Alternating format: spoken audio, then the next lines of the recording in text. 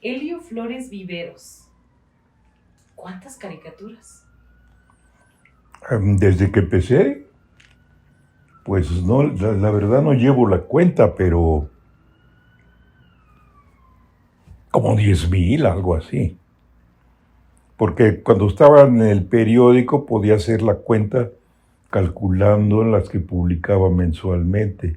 Pero antes publiqué otras así, regulares, porque aparte de la semana publicaba una o dos semanales para otra publicación y otras periodiquitos clandestinos que también le contribuía y que pues la verdad no es muy difícil llevar esa cuenta.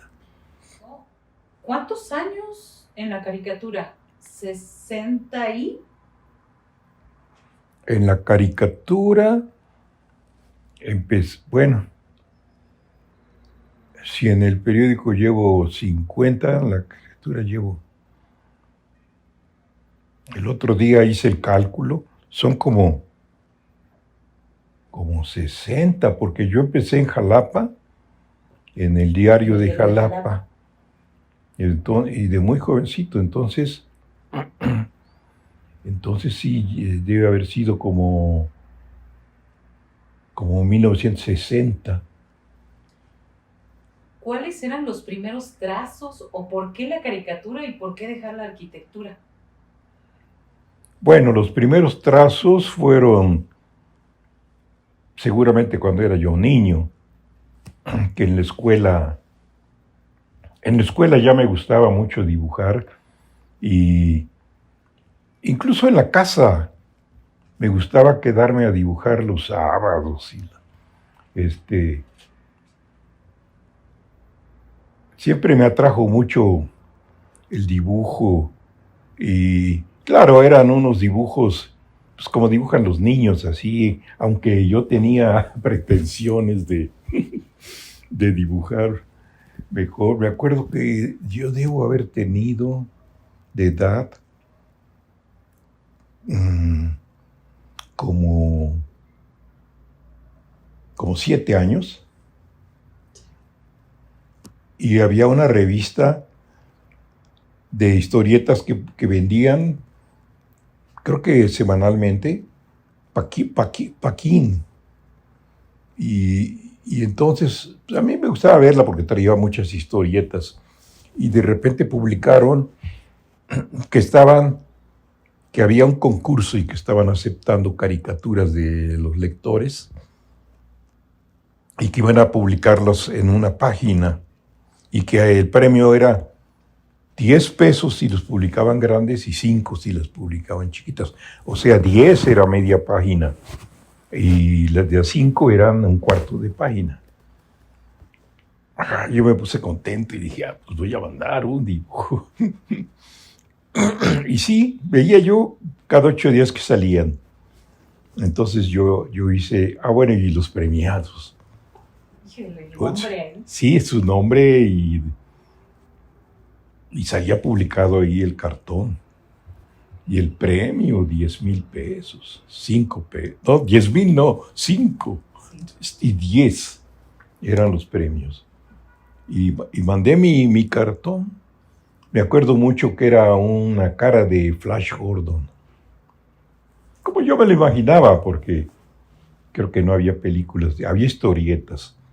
Pero no lo copié de una historieta, sino como yo me lo imaginaba y los dibujé. Y como a los 8 días, al siguiente número, bueno, como a las 2 semanas salió hojeando la revista, ya era lo primero que veía yo de la revista para ver si había salido mi cartón. Como a las 2 semanas que voy viendo que salió mi cartón en las de 5 pesos, o sea, un cuarto de plana. Ahí estaba mi cartón de Flash Gordon y mi nombre. ¿Cuántos años tenía? Como 7. Y eso me acuerdo de la casa en que vivíamos cuando lo mandé y cuando compraba esa revista. Que eran sí como 7 años. Yo estaba en segundo año de la primaria. Y seguramente eso lo marcó. Bueno, claro, bueno. O sea, verse publicado, el sí, trabajo, la ilustración. Me gustó mucho, bueno, que la hayan publicado, pero aunque no me hubieran premiado, yo hubiera seguido mandando y hubiera seguido dibujando. De eso estoy seguro. Tenía yo un compañero, me acuerdo mucho, en la primaria, en segundo año, se llama Sergio Rendón. Yo he tratado de localizar toda mi vida después y está desaparecido. Ese compañerito de la escuela era muy bueno y para hacer historietas. También de su edad, de la primaria. Sí, mi compañero de grupo en segundo año. Cuando estábamos en ese año, los compañeros de él no salíamos, en el recreo no salíamos. Nos quedábamos ahí en su pupitre para que nos explicara su historieta. Porque me acuerdo mucho, él cuadriculaba su cuaderno y venía la historieta dibujada, pero sin textos. Entonces él iba explicando. Había una de Batman. Bueno, en esa época no era Batman, era el hombre murciélago. Así era conocido, el hombre murciélago. Y así, había por ahí alguna historieta argentina, me parece, que publicaban que era así, el hombre murciélago.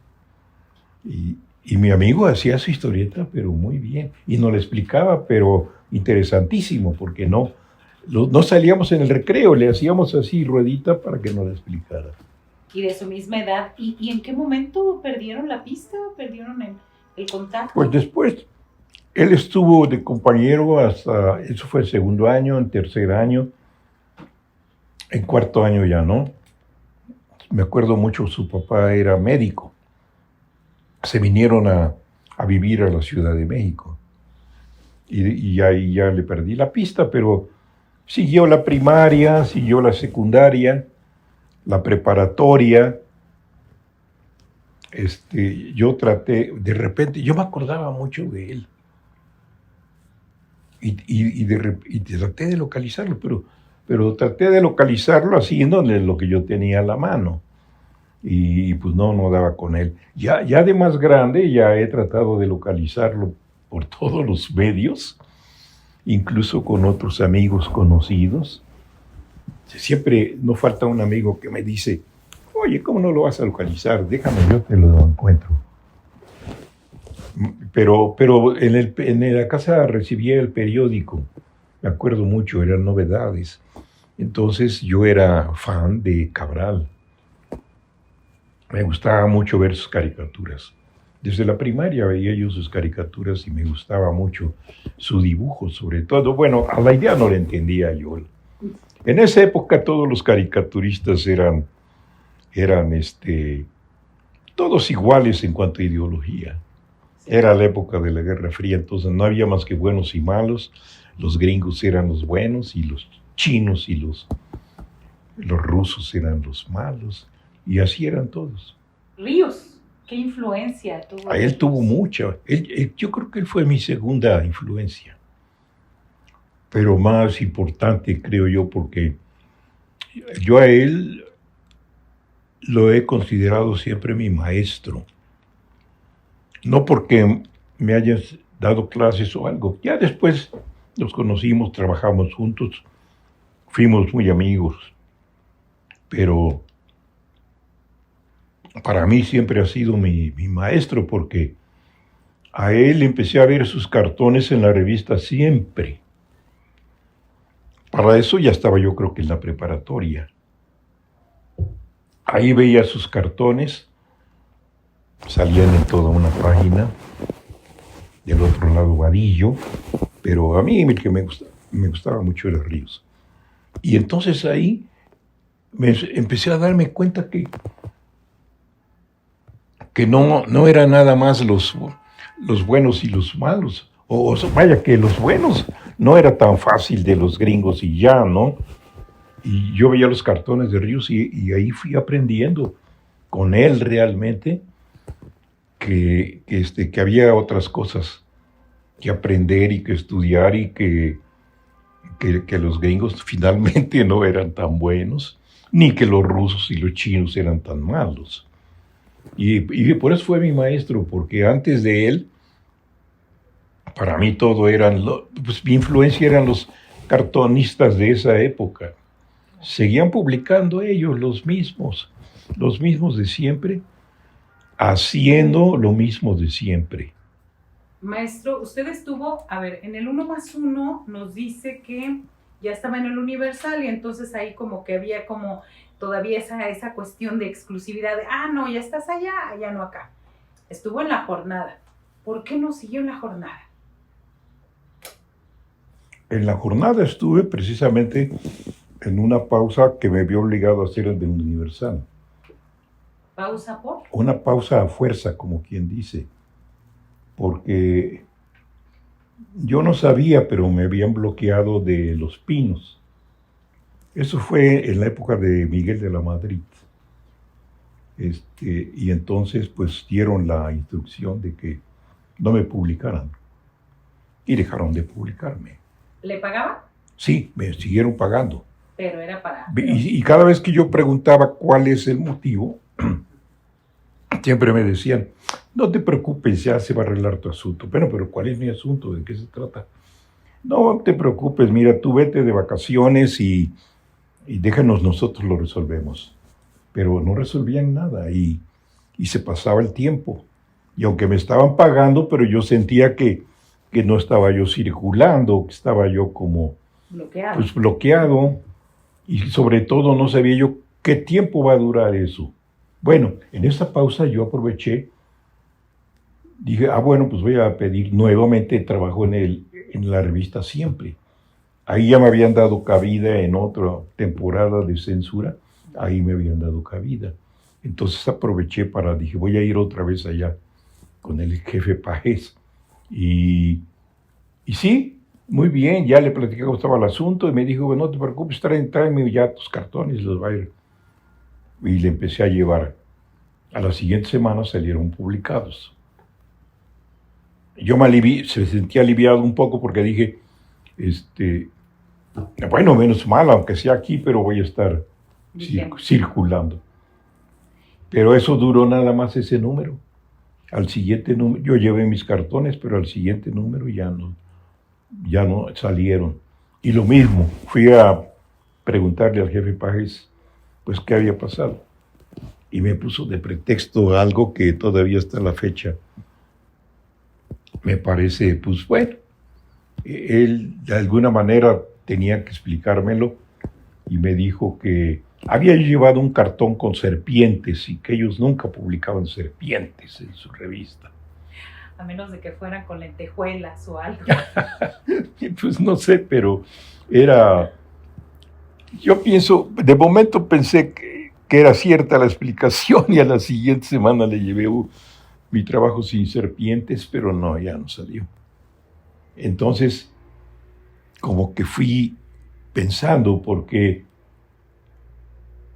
peor dije yo, porque si no trabajo en el Universal, pero tampoco en sí, y ya no voy a trabajar en ningún otro lado, entonces la cosa es más seria. ¿Y en el Universal? ¿Supo por qué había sido la censura? Después, pero no lo supe por boca del Universal. Curiosamente lo supe por un compañero del Universal que me estaba supliendo precisamente en esos días, pero era mi compañero y bueno, él estaba feliz ahí en mi lugar.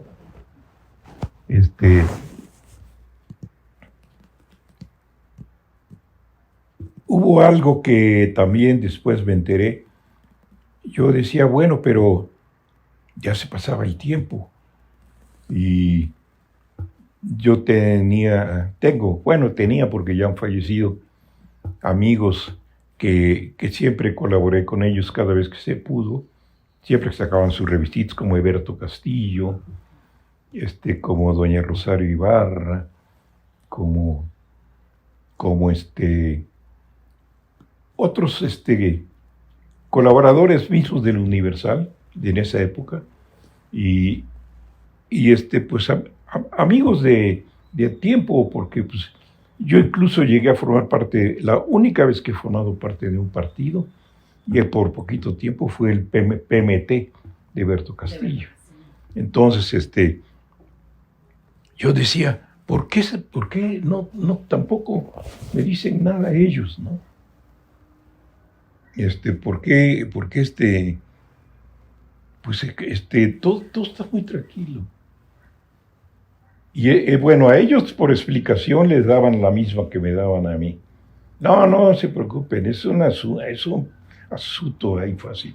Bueno, hubo algo, cómo no, sí, que me molestó mucho, que fue que decían que era un problema económico, que estábamos platicando sobre mi salario, que yo pedía mucho y que no me quería rebajar. Entonces estábamos en esas pláticas para ver si me rebajaban. Entonces, pues yo quedé como dice el presidente, hablo como un vil ambicioso, porque... Pues, la versión que habían corrido, ¿no? Sí, la versión que habían corrido. Y no era por eso, no era absolutamente por eso. ¿Qué les incomodó? No tuvimos pláticas de aumento de salarios, que las teníamos cada 2 años o algo así. Y en esa época no era, y además no era la versión. Eso a mí mismo no me lo decían. Pero eso les daban a ellos. Lo dejaban correr para ver quién... Y eso, claro, ellos mismos me imagino que decían, bueno, pues si ese es el caso, pues canijo Helio, pues que le baje, ¿no? Pues ya que... Pero entonces yo era el que quedaba mal, ¿no? Hasta que por fin un compañero de ahí mismo del Universal que estaba colaborando, me platicó lo que estaba sucediendo. Dice, fíjate que fui a desayunar con el famoso Rafael Cardona, que en esa época trabajaba en comunicación social de la presidencia. Y él me dijo, no te preocupes, tú síguete en el Universal, ahí te vas a quedar siempre. Helio ya no va a regresar nunca al periódico. Él trabajaba en comunicación social. Y yo no sé, ese personaje para mí nunca ha sido de mi amistad, ni tampoco de confiar. En esa época, él formaba parte del equipo ahí de comunicación social, pero era como de 4ª o 5ª fila. Y entonces empecé a hacer memoria. Un día me habló por teléfono, yo no estaba, y cuando llegué me dijeron, oye, te han estado llamando de Los Pinos, mira que te comuniques. Había como 9 o 10 teléfonos ahí, así impresionante. Yo dije, uy, pues me voy a comunicar, han de querer darme una beca para irme al extranjero a estudiar o algo así. Y me comuniqué y resulta que era la oficina de este cuate. Y él, y entonces, ¿qué pasó, Helio? ¿Cómo estás? Y no sé qué. Bien, aquí, gracias. ¿Tú? Pues aquí. Oye, a ver cuándo vamos a desayunar, ¿no? Me gustaría platicar contigo. Sí, cómo no, cuando gustes. Pero eso de ir a desayunar es algo que ofrecen a los periodistas, pero así como que el periodista va a decir, sí, ¿cuándo quieres? Si quieres, mañana mismo voy y te hablo y no sé qué. O sea, se vuelven locos por ir a desayunar con un funcionario de allá de ese nivel, bueno, aunque sea de 4ª fila. Y yo no le di importancia, al contrario, como que dije, ya sé para qué es ir a desayunar. Y le dije, sí, no te preocupes, ahí lo dejamos para más adelante. Oye, pero quisiera hacerlo eso. Sí, yo te llamo ahí más adelante. Eso lo tomó como un desaire que para este personaje era lo peor que podía haber. Un desaire así. Y entonces él fue el de Los Pinos que había hablado al periódico para decir que me suspendieran. Y como eran épocas en que todos los periódicos dependían Al 100%. de Los Pinos y de su dinero, entonces entrar Era como en... una orden. Ya no querían para nada contradecir a algo que viniera de allá. Y a pesar de este funcionario, a pesar de ser de cuarto o quinto nivel, pues se las daba así de muy importante ahí en Los Pinos, ¿no? Claro. Entonces yo dije, no, pues esto va para... Eso me lo platicó el compañero Dice, eso me dijo. Y entonces yo dije, no, pues la cosa está más difícil, porque si se trata de este cuate, pues mientras dure el sexenio y esté él ahí, yo no voy a poder regresar a Los Pinos, al periódico. Al periódico a publicar. Esa es la parte en el Universal. Cuando va a la jornada, ¿cuánto tiempo estuvo en la jornada? En los inicios, tengo entendido. Sí, ¿Cuánto tiempo estuvo y por qué la salida? Estuve como un año. Un año. Un poquito menos de un año. Porque en esa época también había muchas cosas sospechosas. Por ejemplo, la jornada se estaba preparando. Apenas estaban haciendo los números ceros. Se iban a hacer los números ceros. Ajá. Estaban estrenando computadoras, estaban aprendiendo a manejarlas y todo. Tenían una oficina provisional, pues era un periódico nuevo que iba a salir. Payán, Carlos Payán era el director y él fue el que me invitó. Y colaboré incluso en los números ceros, así ya ves que arman todo para ver cómo van a salir. Que los jóvenes de ahora no saben lo que son los números ceros, pero nosotros los vivimos. Ajá. Hubo algo raro porque yo me acuerdo que fui un día a desayunar con Carlos Payán y cuando regresé, platiqué con alguien por teléfono. Oye, fíjate que ya se va a iniciar un nuevo periódico mañana, entro allí a trabajar. Así que ya mi bloqueo ya se terminó, así que ahí te platico. Alguien de mi afecto, por eso le platiqué eso. Ese mismo día en la tarde ya me estaban hablando del periódico. Oye, Elio, ya puedes traer tu cartón al periódico, ya se resolvió tu asunto. Se me hizo muy raro y muy sospechoso que el mismo día que yo me había arreglado por allá, ya se había resuelto mi asunto, porque me iba yo a ir a la jornada. A ese periodo. Claro que no regresé al Universal, y pues ahí tardó un poquito de tiempo en salir el periódico, pero empezó a salir y bueno, todo el mundo muy entusiasmado. Y ahí los moneros teníamos una oficina especial con respiradores para hacer nuestro cartón. Y yo fui un día y no me sentía a gusto, la verdad, trabajando ahí, porque no estoy acostumbrado a trabajar así, donde hay mucha gente y donde están, ni creo que los demás colegas, porque yo nada más duré ese día ahí trabajando en el periódico. Y platiqué con Payán y me dijo, no te preocupes, tú hazlo en tu casa si quieres, no hay problema. Entonces de ahí en adelante ya lo hice así, en la jornada. ¿Y por qué la salida de la jornada? Porque, te decía yo eso, porque durante todo ese tiempo que estuve ahí del periódico no dejaban de hablarme y de tentarme. Ya vente para acá, mire, te vamos a dar tanto.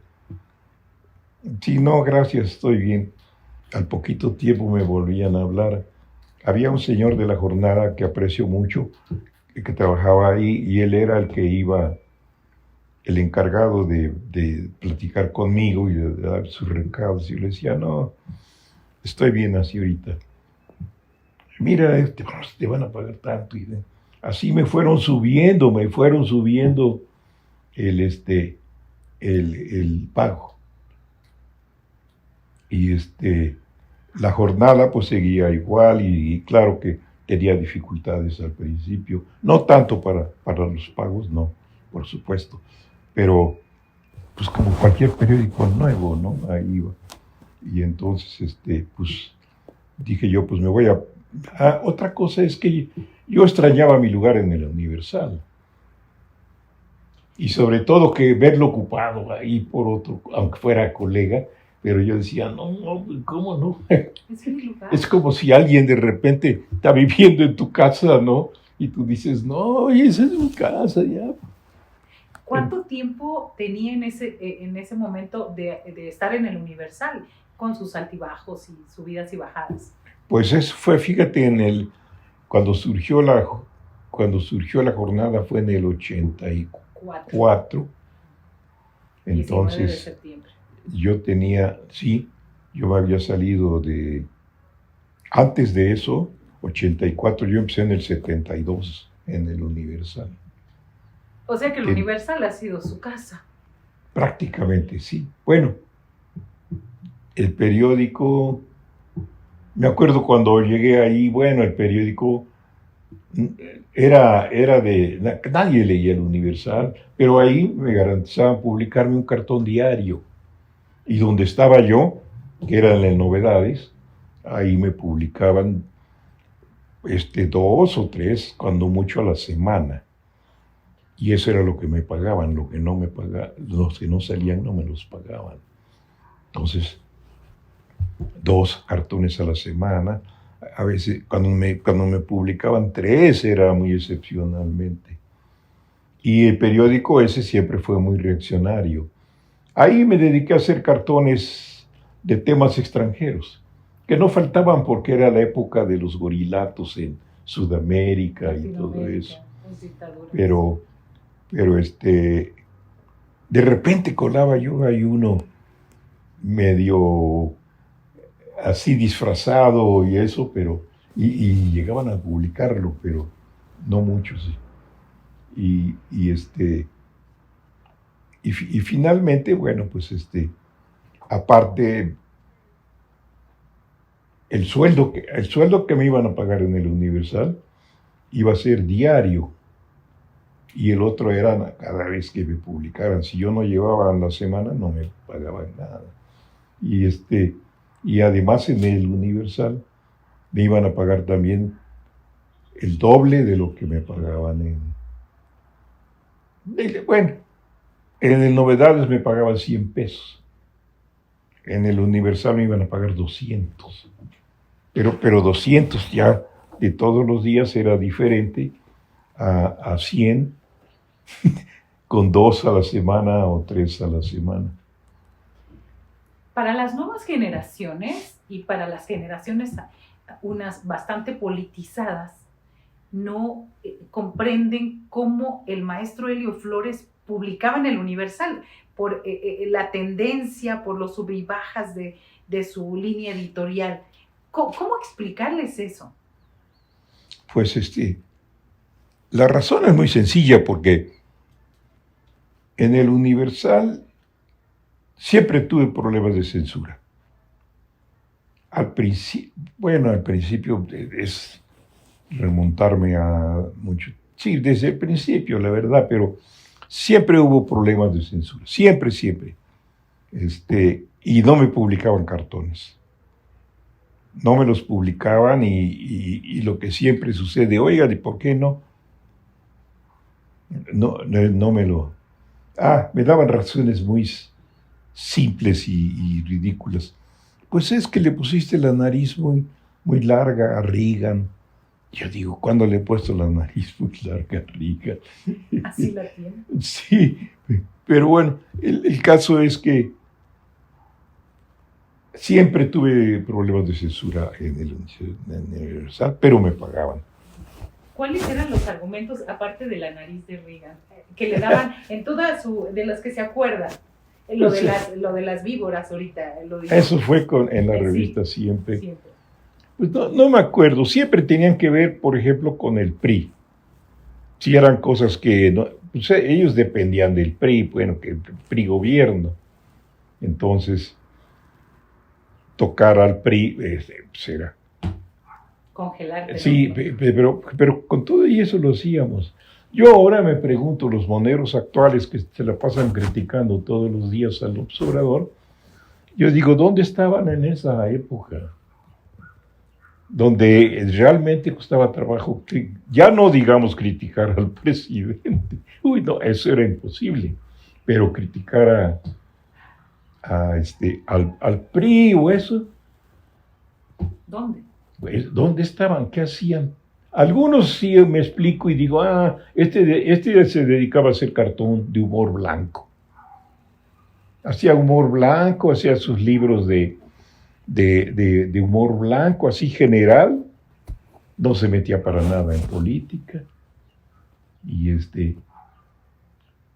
así se la pasó todo el tiempo, ¿no? Ahora es de los más acendrados críticos de López Obrador. Helio Flores se retira de publicar en el Universal, pero sigue publicando, sigue haciendo caricatura. ¿Cómo ha sido ahora? ¿Es retiro solo del periódico o cómo fue? ¿Cómo se despide usted del periódico, pero continúa? Y lo vemos muy activo. Sí. Bueno, antes de contestarte eso, por favor, termino de explicarte lo anterior, porque eso de la censura era muy al principio, después fue disminuyendo. No porque los tiempos cambiaran, sino porque pasaba el tiempo y como que, pues no sé, veían que yo no iba a cambiar. Hubo épocas en que, por ejemplo, a mí me ha gustado dibujar a pelones así, personajes que no son nadie, ¿no? Entonces, en la época de Salinas me acuerdo que, bueno, ¿y este cartón por qué salió con pelo? Personajes de esos que eran, digamos, extras ahí en el cartón, ahí le habían pintado unos pelillos. Oiga, ¿qué hicieron con mi cartón? Le pusieron, y luego que iba yo a recoger el original, ahí con pluma atómica y tenía los pelos pintados. Lo puso el director. O sea, ridiculeces como esa que tú ponías a cualquier personaje pelón y lo consideraban como ofensa. Una agresión a Salinas. Entonces, imagínate. Pero yo lo seguía haciendo y esa es parte de la explicación para los jóvenes que dicen que cómo es posible. Yo seguí en la misma línea y ellos seguían, pues, de vez en cuando censurándome.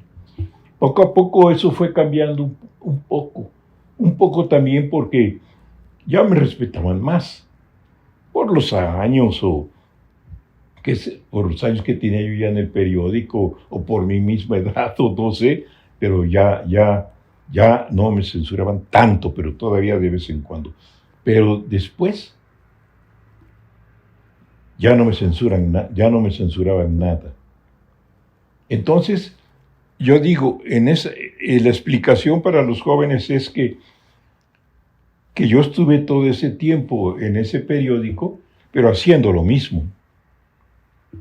O sea, yo no cambié mi manera de mi criterio, no lo cambié, y además el periódico fue cambiando, el periódico fue el que cambió, porque el periódico antes adulaba al gobierno todos los días y fue cambiando. Ahora, por ejemplo, con AMLO, lo critica todos los días.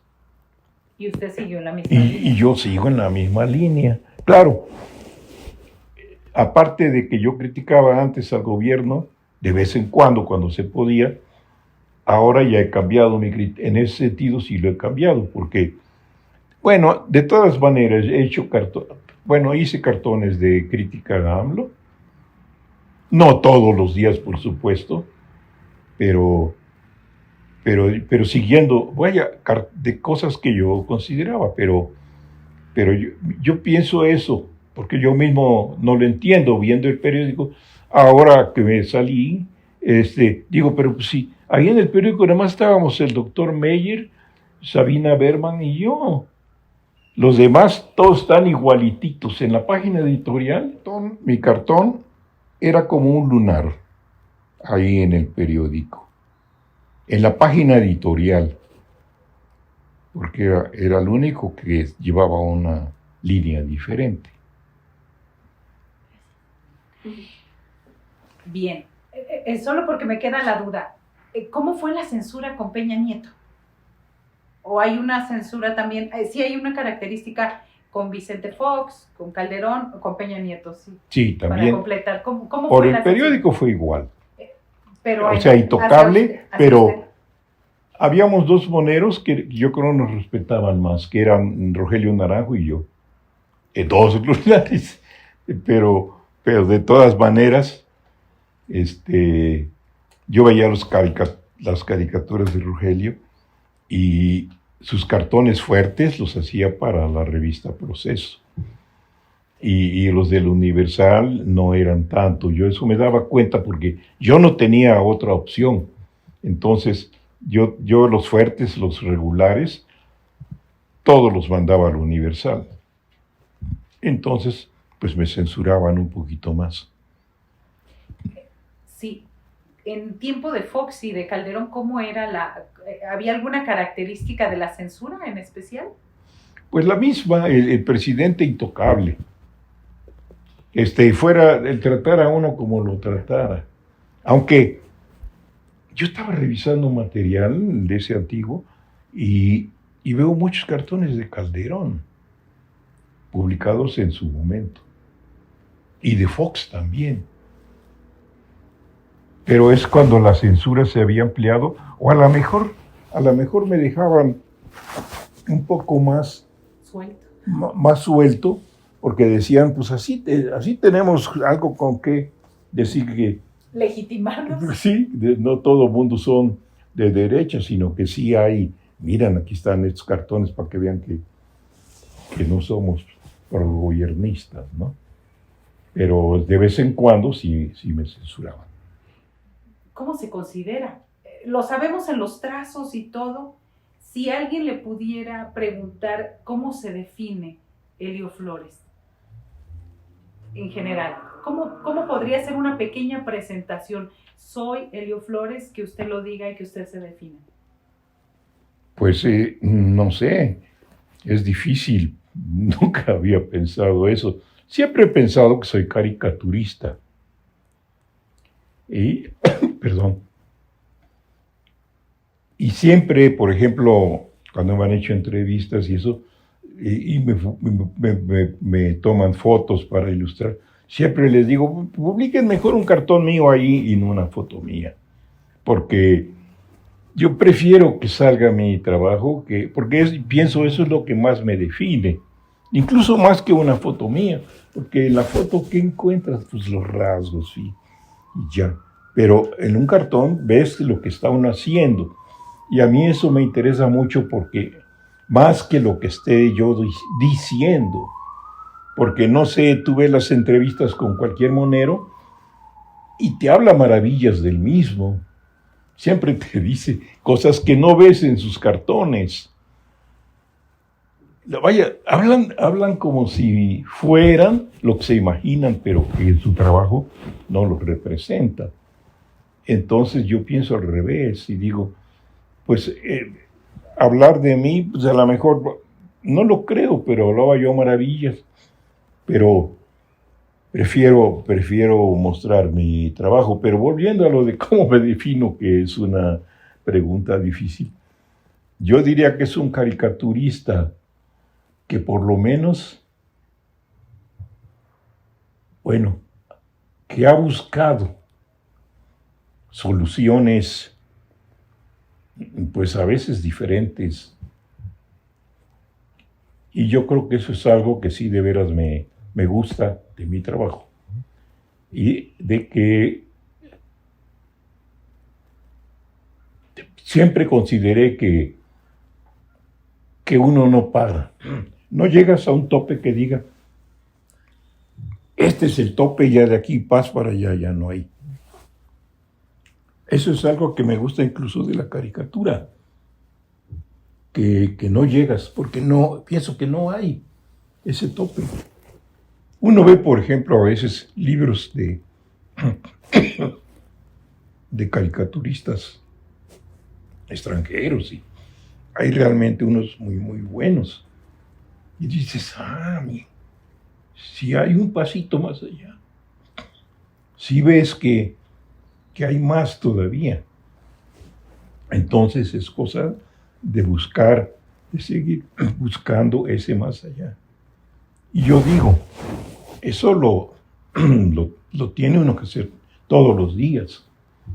Bueno, no sé, a mí de repente veo trabajos de los colegas y digo, este cuate ya se estancó, ya piensa porque ya colabora en tal y tal periódico y en cual revista. Ya, de ahí ya, ¿qué más quiere? Pues ya con eso, ya es la meta. Y entonces uno ve los trabajos y dice, pero si estos trabajos yo no se los hubiera publicado. pero digamos, esa manera yo creo que me ha servido mucho. Autocrítica constante. Sí, porque eso me hacía siempre estar buscando una solución más y una solución más. Y a veces uno llega y dice, ya, este cartón ya quedó perfecto. Pero yo pienso que siempre se puede hacer pensándole uno mejor. Claro. Maestro, ¿cuál ha sido el momento más difícil para usted en su labor? Además de que yo creo que, por lo que nos está diciendo, hubo varios momentos. Cuando lo censuran, cuando no publican, cuando no siente que su trabajo se esté reflejando y esté impulsando. ¿Hubo algún momento en su trayectoria que haya sido difícil, ya sea tanto para definir, seguir en la caricatura o en su mismo trabajo? O sea, como una cuestión de defino si sigo aquí, si esto es lo que quiero, o en mi labor me estoy enfrentando a estos problemas. ¿Y cómo lo resolvió? Bueno, te contesto lo último. O sea, eso me lo planteé en alguna ocasión. Yo había salido de la carrera de arquitectura. Estaba trabajando en un trabajo que me gustaba mucho, que nos mandaban a los estados a construir centros de salud, pero rurales, a los lugares más lejanos en el estado. A mí me sirvió mucho para conocer algunos estados, pero del interior, por ejemplo, Guerrero, ¿cómo se dice? La zona esta de la montaña, todo eso, que uno transitaba tranquilamente en su camionetita con algún ayudante a cualquier hora y llegabas a cualquier lado y bueno, pienso yo ahora, eso debe ser bien difícil en la actualidad, ¿no? Pero bueno, ese trabajo era bien interesante, pero se terminó, duró poco tiempo además, pero yo dije, pues está muy bien esto, nos pagan bien, pero yo seguía extrañando hacer caricaturas, porque antes de eso ya había yo estado en el diario de Jalapa haciendo un cartón diario, horribles, ni me preguntes cómo eran, pero esos ya me había gustado. Entonces el tiempo que anduve ahí de arquitecto, pues nada más a eso me dediqué. Pero me acuerdo que una vez un domingo en Chiapas, en Huixtla precisamente, un domingo que estaba yo ahí en el hotel, hacía un hotelito, hacía muchísimo calor y tenía ahí uno como una terracita chiquita y ahí estaba yo con un calorón. Entonces pensé, voy a ir a comprar un cuaderno de dibujo y unos lápices y pluma y voy a intentar hacer algo, porque yo tenía todavía la espinita y ya llegué con mi cartulina y todo, no me salió absolutamente nada, pero nada de querer hacer, voy a dibujar un árbol, no me salía ni un árbol, nada, haz de cuenta como si jamás hubiera dibujado. Y entonces dije, bueno, ¿por qué me está pasando? No lo creí, pero dije, pues esto es grave, ¿no? Porque pues en realidad, pues, y bueno, total, que al final de ese trabajo yo sentí que quería regresar a la caricatura. No era un trabajo seguro, ni era tampoco era pues eso, seguro, y no Normal. vestía igual, digamos, que ser arquitecto, ¿no? Todavía después hubo algunos compañeros o algo que me dicen, arquitecto, ¿cómo está? Arquitecto, pues, hace añísimos que dejé de serlo. Dejé de serlo. Fifí? ¿Lo sentí como muy fifí el ser arquitecto? Pues no, en parte. Pero eso desde que estudiábamos en la escuela. A mí me tocó formar parte de la primera generación de la Facultad de Arquitectura de la Universidad Veracruzana, que recién se había fundado, sí, para el director de la escuela. Eso era muy importante. Para nosotros, bueno, yo recuerdo y dije, bueno, pues bueno, ya termina la escuela, pero incluso durante la carrera, cuando todavía éramos alumnos, me acuerdo que para el director era muy importante ver cómo íbamos vestidos. Y siempre nos decía, es que el estudiante de arquitectura se ha distinguido siempre por andar bien vestido y no fachoso. Para el director de la escuela. Ah, bueno, y mientras decía eso, se me quedaba viendo a mi cinturón. Yo tenía un cinturón viejo que mi papá había tirado a la basura porque ya no le gustaba, pero a mí sí me gustaba porque me acuerdo muy bien, un cinturón ancho, y en esa época vendían puros cinturones angostitos, delgaditos, y a mí no me gustaba. Y ese de mi papá me gustaba mucho, entonces cuando lo tiró, lo fui a recoger de la basura. Pero al director de la escuela no le gustaba nada. Y le volteaba a ver. Y así el resto de la indumentaria, no creas que nada más el cinturón. ¿Perdón? ¿De izquierda desde cuándo? Pues yo creo que la izquierda desde siempre, desde que empecé a fijarme en los cartones de Ríos. Fui viendo la diferencia y fui viendo, pues según yo, cuál era lo correcto y cuál era lo lógico, lo natural. Y bueno, ahí me he seguido. Bueno, puede resultar eso ser de izquierda, puede resultar no ser, pero eso es lo que yo he hecho toda mi vida. De partido, solamente aquella época en el PMT. Con Eberto. Pero muy cortito. El entusiasmo de la gente que llega a López Obrador. ¿Qué ha significado ya casi al cierre del sexenio este gobierno de López Obrador, luego de 3 intentos por llegar?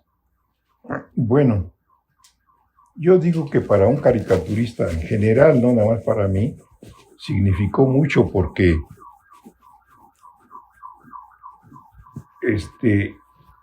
ya lo dijo alguna vez Toño Helguera, que le preguntaron, me acuerdo, y él, pues sí, esa es exactamente la respuesta, yo también es la que doy, que antes todo el tiempo estábamos pensando en un cambio y que llegara un presidente diferente y así, y que ya una vez que llegó, pues cómo no le íbamos a pasar criticándolo todos los días, si era lo que uno mismo quiso y votó por eso.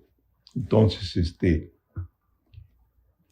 el caso de los caricaturistas de izquierda, digamos, es muy diferente al resto de los moneros, que para ellos criticar a López Obrador es cosa de todos los días y además algunos hasta da la impresión que les pagan extra por cada cartón que hacen en contra de él. Y si no, qué desperdicio. Sí, sí, porque todos los días. Pero yo he pensado eso, para los moneros hubo un cambio en la manera de nuestro trabajo.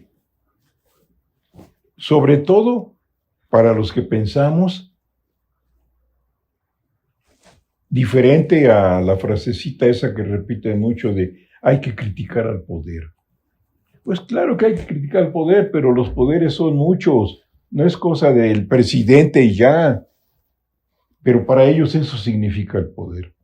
Y no, uno sigue criticando al poder religioso, al poder económico, al poder militar, al poder económico. El poder fáctico. Sí, uno sigue haciéndolo como lo hizo siempre. Claro que para el presidente es diferente, porque el presidente es diferente. No podemos ser los mismos. Y entonces eso nos obliga a analizar, digo yo, con más cuidado. No se trata de, a la primera ahí va el cartón en contra del presidente, nada más para quedar.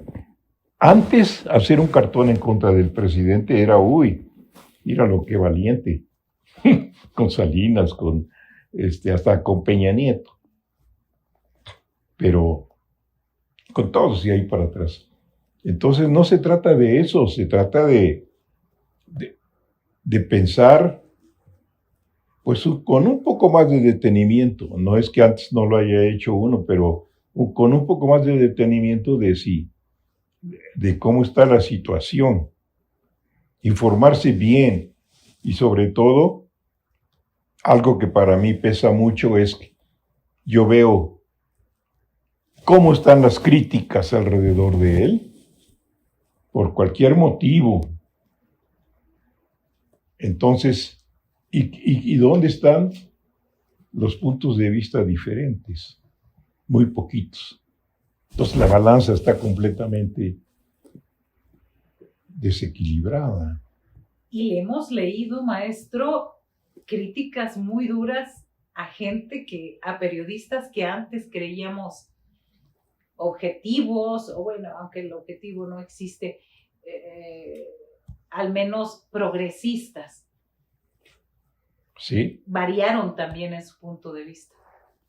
Sí, exacto, como que ha servido, como también dicen mucho, para desenmascarar a los que nada más estaban por poseo, por algún beneficio personal, y ahora ese beneficio personal se lo siguen dando, pero de otra fuente, ¿no? Pero sí, muchos que incluso uno consideraba antes analistas incluso de respeto, ahora los ve uno y dices, caray, ¿en qué terminaron? Porque digo terminaron porque ¿quiénes se fijarán y respetarán su criterio, sus análisis, de no ser los mismos de la corriente esa golpeadora y derechista? Pues nada. Y eso lo hacen, forman un grupito en donde están unidos, pero precisamente por AMLO, o sea, para estar en contra de AMLO. Si no fuera por eso, por ejemplo, el PRI y el PAN que tienen para estar unidos.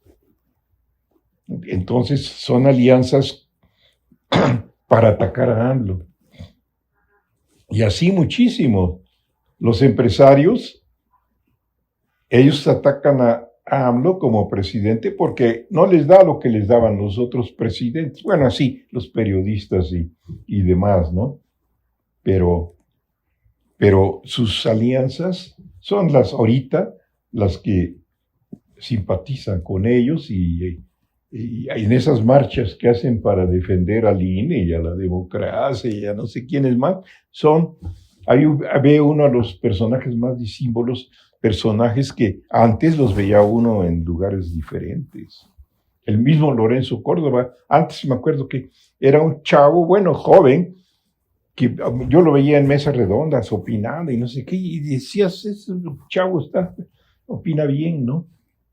Pero ya en el INE y luego ahora todavía peor, ¿no? Siendo vocero de la derecha. De la derecha y listo ahí para los que lo necesiten. Pero sí, no. ¿Cuál cree que ha sido el reto más grande de este presidente en su gobierno? El reto más grande yo creo que es diferente, es difícil decirlo, pero yo creo que en general su reto más grande es cambiar lo que ya tiene añísimos de existir.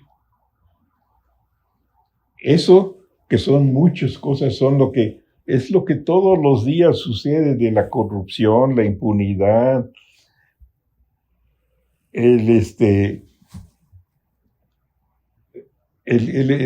los fraudes, todo lo que sucedía antes, los funcionarios corruptos y todo, vienen de mucho antes, mucho antes. Entonces cambiar eso, yo creo que ese es su reto más difícil, pero es un reto general, es un reto de todo su gobierno. Y aunque él lo ha intentado y lo sigue intentando, y estoy seguro que lo van a seguir intentando, es un reto muy difícil. No digo que no se pueda hacer, pero pienso que difícilmente en 6 años, en 12 años, no sé qué tiempo dure, pero los jóvenes en los que uno tiene esperanzas y dice ellos ya traen otra educación, otra manera de ver las cosas, a lo mejor ellos van a ir haciendo el cambio poco a poco, pero a veces oye uno a los jóvenes iguales, mal informados y en escuelas de esas de paga y eso, y dices, pues de esos jóvenes no va a venir el cambio. Claro. Pero sí está difícil, pero sí, no digo que no se pueda hacer. Voy a tratar a ver si, maestro, yo le digo un nombre, se me hace bastante frívolo, pero a mí me interesan sus trazos. Cuando yo le doy un nombre de algún personaje, sobre todo inmersos en la política actual, ¿y cuál es el primer trazo o rasgo en el que usted piensa al dibujar, al caricaturizar? ¿Peña Nieto? Corrupción. ¿Xóchitl Gálvez? Improvisación. Ingenuidad y tontería, porque Ahí, Claudia Sheinbaum. Criterio firme y esperanza. Andrés Manuel López Obrador. Esperanza, criterio firme y una carrera impecable. Álvarez Maínez. ¿Quién es Álvarez Maínez? Dante Delgado. Pues también corrupción y oportunismo. Samuel García. Juventud alocada y mal informada y no sé, metida a la política por casualidad, no sé. Luis Donaldo Colosio Riojas. Luis Donaldo, bueno, yo pienso en primer lugar, lamentable que lo hayan asesinado, pero en su momento sembró cierta esperanza como muchos candidatos nuevos del PRI. Pero como que había algo especial que lo hacía diferente, aunque ya después se ha venido viendo que era un poquito más de lo mismo. Yo no sé si hubiera podido cambiar él algo dentro del PRI. ¿Y su hijo ahora en Movimiento Ciudadano? Luis Donaldo Colosio, alcalde de Monterrey con licencia. ¿Cómo lo ve? Pues a mí me sorprendió haberlo oído un día en la televisión, en una entrevista que le hicieron, y lo vi como un joven informado, como un joven, ¿cómo te diría? Vamos, que piensa lo que dice y que puede dar algo de sí. Pienso eso. ¿Cuál es el legado que quiere dejar o cómo quiere que se hable de Helio Flores Viveros? Pues es difícil, como te decía, contestarla porque nunca se me había ocurrido pensar eso. Yo creo que me gustaría que los que me recordaran dijeran la verdad, porque me doy cuenta que a veces se malinforma o malinterpreta o ganas simplemente de destruir a alguien. Por ejemplo, yo he visto en los tweets. Bueno, a mí me han acusado ahí de todo, de chayotero para abajo, pero alguna gente piensa de que, ¿cómo no voy a estar recibiendo chayote? ¿Cómo? Pues, es inexplicable eso. Ahorita con Andrés Manuel. Eso no es verdad, por supuesto. O sea, a mí me gustaría que eso y todas las cosas, la gente me recordara con verdad. Como fueron, porque yo pienso que, pues, mi carrera, creo que esto es importante, porque mi carrera la hice por gusto. No sé, la vocación que tuve siempre fue muy, muy firme y hacer caricaturas siempre fue lo que yo quería hacer. Entonces, para mí no ha habido tentaciones porque pienso que eso vaya, simplemente no va con... Es así como, no tiene que ver conmigo, vaya. Ni siquiera tengo que pensarlo. Como que a veces me dicen, maestro, su línea siempre fue la misma. Lo felicitamos, siempre fue incorruptible, siempre fue, sus cartones mantuvieron siempre la misma línea. Y yo digo, pues para mí eso era lo natural. Vamos, no significó un esfuerzo o no significó tener que elegir entre una cosa u otra.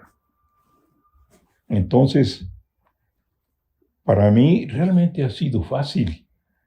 Fácil en ese sentido de mi carrera de ver cuál era el camino. El camino está claro, siempre estuvo muy claro. Entonces, si se pasaron 60, podían ser 80 o 1000 años, yo pienso que no iba yo a cambiar. A no ser que cambiara yo y en lugar de ser Elio Flores fuera Pedro X, no quiero decir apellidos, no vaya a suceder que coincida con alguien, pero otra persona, pues entonces a lo mejor cambiaría, pero eso es imposible, ¿no? Maestro, usted se despidió del Universal, pero sigue muy activo. Se despidió, ¿por qué se despidió? Digo, claro, lo vemos, pero entero. Sí, primero, bueno, ahorita aclaramos eso de entero, pero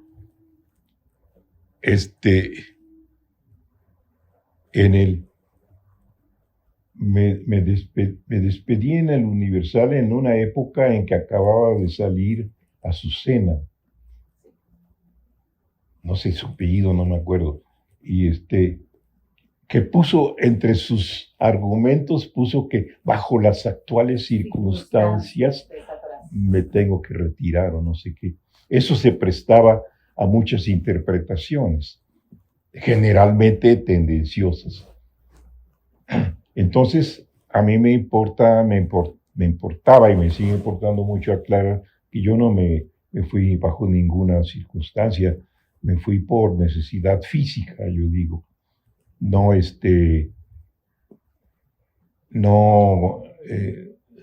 hubo presiones de ningún tipo, no me despidieron del periódico ni me censuraron, no hubo nada de ese tipo.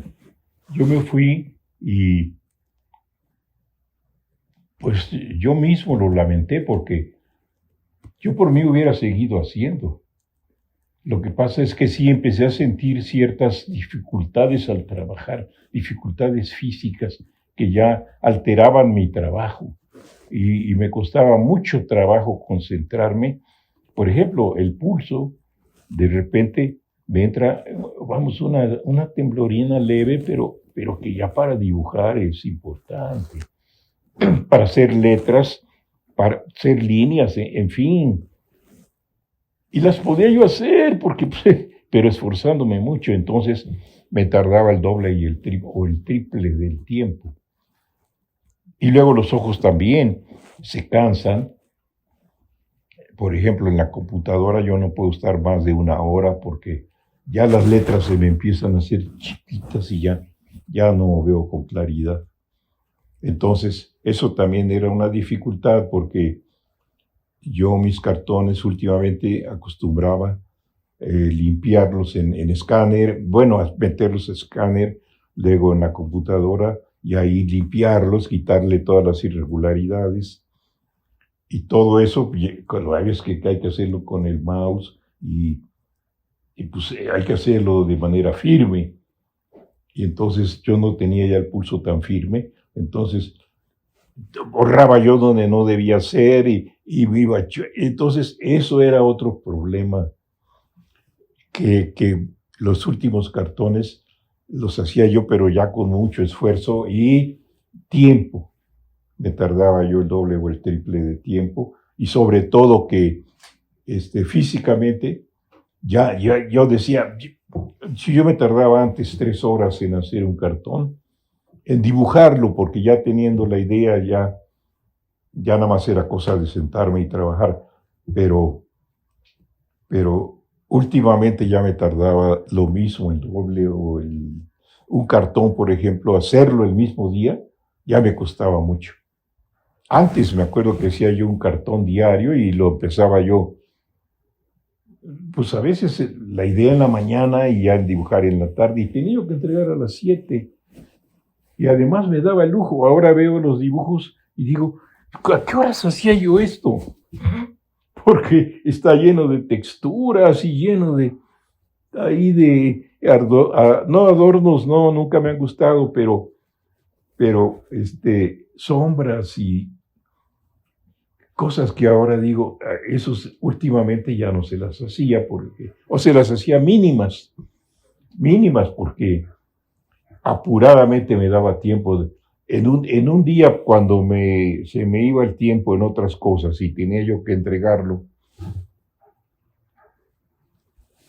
también nos acortaron el tiempo de entrega en el periódico, ya tenía yo que terminarlo a las 7:30. Entonces, en la tarde ya no me quedaba más que de las 4 a las 7:30. No lo terminaba. Entonces, ya hacerlo de un día para otro ya me costaba mucho. Tenía yo que hacerlo de dos días para otro, o sea, y empezarlo hoy, continuarlo mañana para entregarlo pasado mañana.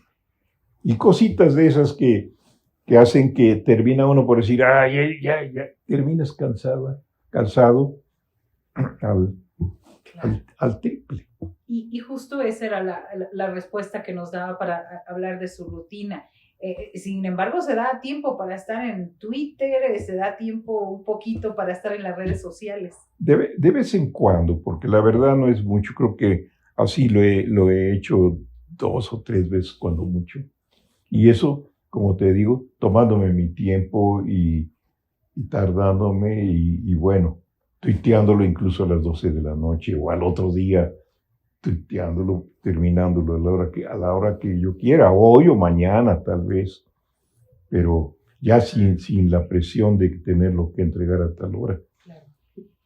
Por último, maestro, ¿qué sugerencias o qué mensaje le daría a los jóvenes en general y a los jóvenes que quieren hacer caricatura, que quieren dedicarse al periodismo o a la ilustración, a este tipo de periodismo? Porque pues la dificultad de ustedes es que con un dibujo dicen todo, ¿no? Dicen... De preferencia. Sí, porque hay quienes lo resuelven con un globito y ahí dicen todo. Pues así, lo ponen 2 bonitos hablando y un globo de 80 palabras donde explican toda la situación. Pues sí, entonces depende del caricaturista. Pero sí, el que quiere hacerlo ya en serio, digo yo, ya se tarda más y le cambia muchas cosas, ¿no? Claro. Pero de consejos yo no soy nada bueno para dar consejos. Yo quisiera que me dieran a mí, que me aconsejaran, pero En general, y bueno, en particular a los que se van a dedicar a la caricatura, o que piensan, porque generalmente cuando uno es joven no está uno muy seguro. A veces piensa uno en el dibujo así en general, como me sucedió a mí mismo. Yo relacionaba mucho la carrera de arquitectura con el dibujo. Y resulta que es un dibujo. Sí, en mi época, porque ahora creo que ya ni eso se usa de hacer planos y todo aquí.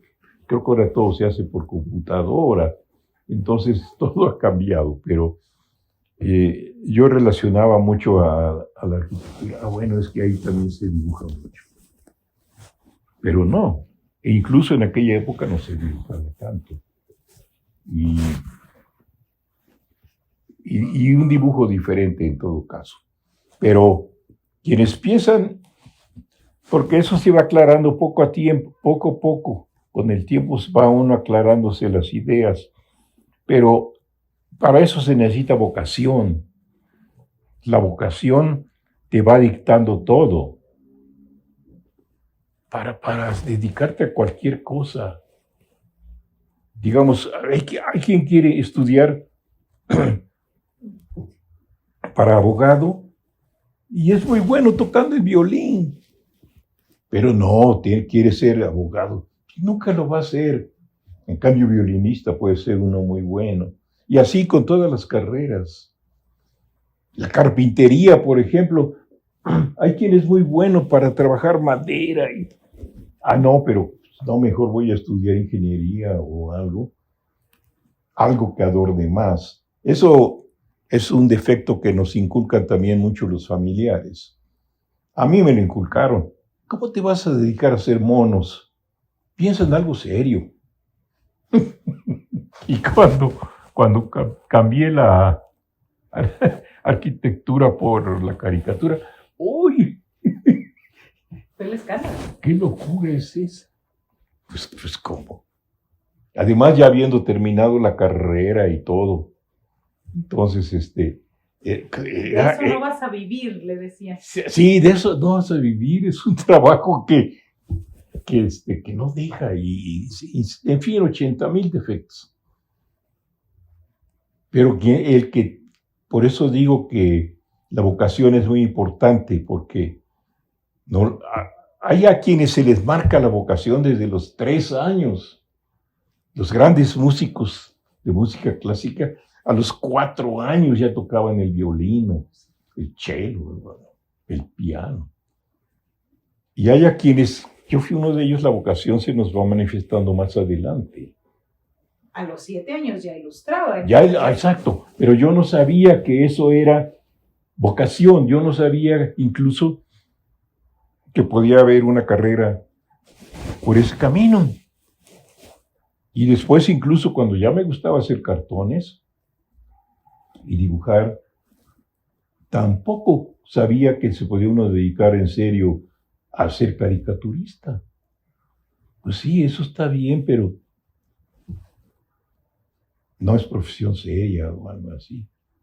Y bueno, la cosa está en que la vocación, cuando te marca el camino, es uno muy tonto si no sigue uno esa señal.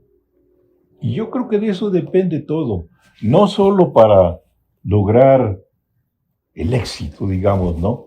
Sino para satisfacción propia.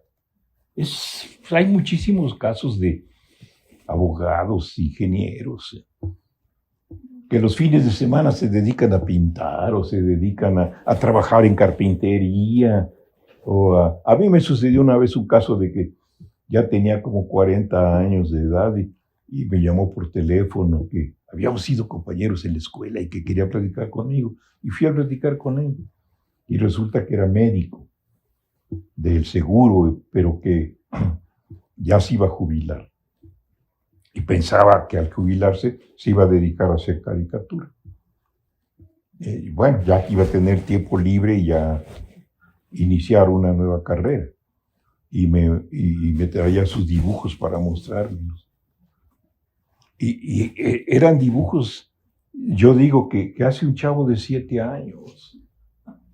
Sí, y entonces, bueno, una persona de 40 no puede iniciar una nueva carrera haciendo trabajos como si tuviera 7. Entonces, Era su vocación. y más adelante me ha sucedido también que me preguntan, incluso en el periódico me ha llegado, bueno, antes tenía yo más relación en el periódico últimamente. Entonces, oye, Elio, fíjate que aquí nos trajeron unos dibujos, ¿cómo los ves? ¿Cómo los ves tan buenos, tan malos? ¿O cómo? Y yo lo primero que les preguntaba es, ¿qué edad tiene el amigo que se los mandó? ¿Qué edad tiene?